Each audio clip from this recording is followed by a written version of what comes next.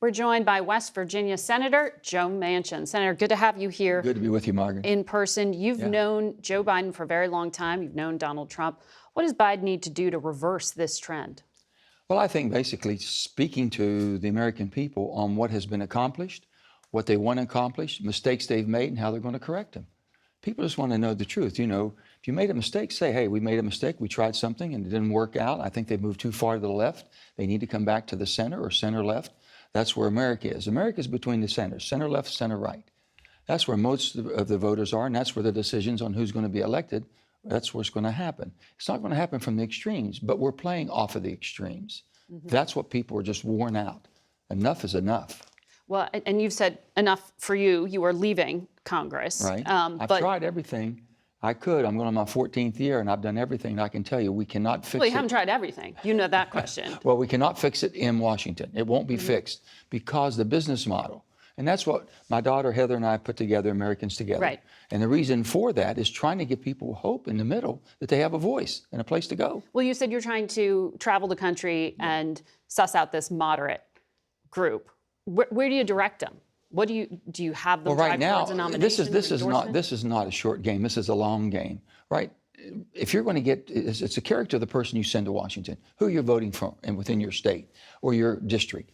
And if that person has the character to where they put their country before their party, they put their service before themselves, all these types of things, and people can detect that.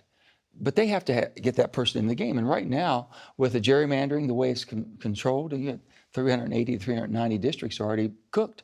You've got the whole thing as far as the primaries, how you could change those to more of a majority primary, an open primary, if you will.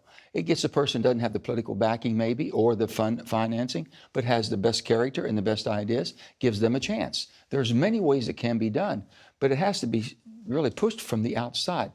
The business model in Washington is too darn good for the Democrat and Republican parties.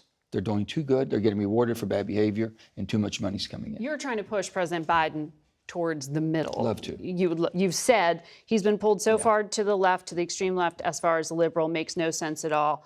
It's not the person we thought was going to bring the country together. That's pretty harshly critical of him. Well, I mean, it's him? constructive criticism. Let me make very clear. I love my country too much to vote for Donald Trump. I love my country too much, and I think it would be very detrimental to my country.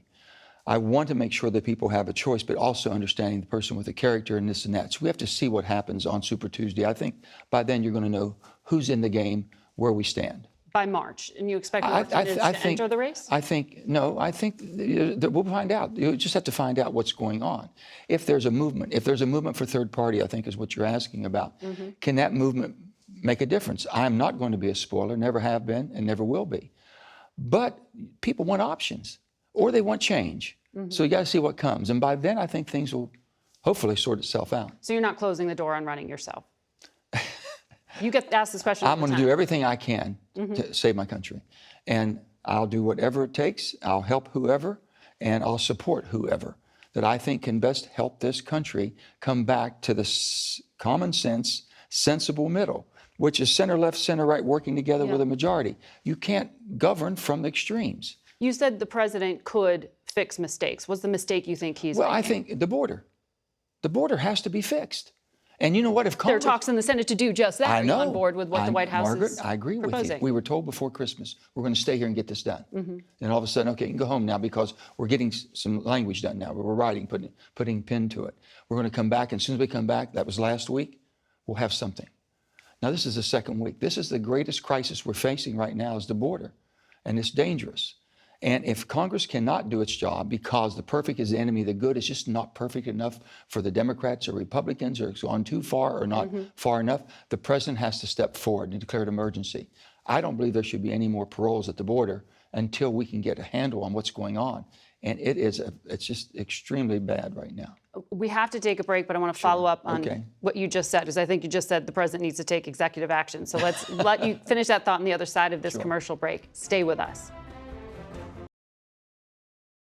We want to pick up where we left off with Senator Manchin. Senator, before the break, you were saying you think the president needs to do more on the border. The president did say this weekend he wants to make major changes. He has negotiations going on. Are you saying put aside that deal and just take an executive I'm saying action? put a deadline. If it doesn't happen this week, this is such a crisis, and it's a dangerous crisis at the border.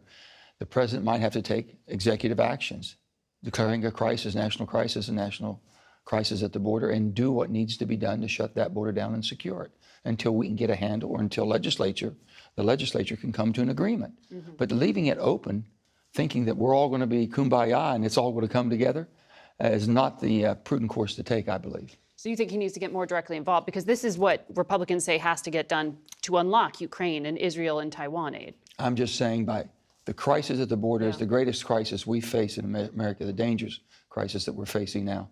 And I believe very strongly that border needs to be secured, and to secure it, close it down, if you can't get a pathway that legislature agrees on. Yeah. I think this week would be a deadline, because we were told before Christmas it would be done. Right. We were told come back, it would be done. Now the second week of coming back and it's still not done, and who knows? You are on the Armed Services Committee. As of this morning, the Secretary of Defense is still in the hospital. Right. We learned this week he's receiving treatment for prostate cancer. He's been in the hospital since January 1st. The president didn't find out about the cancer diagnosis until we were told January 9th. Right. A Democratic Congressman, Seth Moulton, former Marine, says this is a breakdown in the chain of command. Austin should be fired. Do you agree? There's definitely been a breakdown. We need to find out more on the facts. We will this week. We're supposed to be briefed on that this week to find exactly what happened. But let me just say, my prayers are with Lloyd Austin and his family for his speedy recovery and full recovery. Here's a man's dedicated his entire life to the defense of our country. If a mistake was made, we can fix that. Was there a breakdown and basically we were left rudderless? I don't believe so, but we'll find out. Decisions can be made later, but you don't change right now, and you don't throw a person out that has dedicated his entire life and done a good job of giving everything he has to it. He said he made a mistake. He shouldn't have done it. Okay? President Biden said it was a lapse in judgment. Most certainly. But in terms of national security, the fact that there seems to be this confusion or lack of communication with the White House by the Pentagon, does that trouble you? Well, let me just say this. We saw the attacks on the Houthis back. Okay, that's been a coalition being put together. That took coordination. Somebody's still operating, okay, even in this lapse that we see. But before I'm going to draw fire on that or make a decision, I want to see the rest of the facts. And is corrections being made? And has it been there for some time and it just happened to come up at this time when a person who's very private made a mistake, thought he had a very simple procedure, or it wasn't as serious as it turned out to be. So we can fix all that. But here again, his health and well-being is what I'm most concerned about, and his dedication to our country. I think we owe something to make sure we have the facts before we put politics. Politics is always going to go for someone's head, always does. And this toxic atmosphere is what people don't like anymore. Yeah. So just have some civility to how we handle ourselves and our concerns we have for people. We are definitely for civility. Senator, you're welcome back anytime. Thank you, Margaret.